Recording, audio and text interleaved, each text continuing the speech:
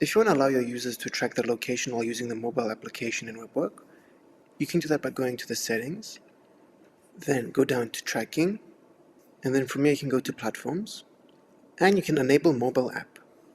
This way members can track their time and geolocation in the application. Now for your members to actually be able to track their location, they need to first install the application and then give permission to the application to be able to track their location in the settings. Now once they've started to track their location, you can actually view their location by going down to monitoring, then going to GPS tracking. Here there are three ways to view the location of your members. First we have per member, then data, and then map. In the data section, you'll be able to view all of the members' information about their location for a given time frame. So for example, I chose from May 1st until May 31st, and it'll be showing me all of the members, as well as their location and time. Then we have per member. This is basically the same thing as data, but for specific members. And lastly, we have map. In the map section, you'll be able to view all of your members' locations on a map for a specific day.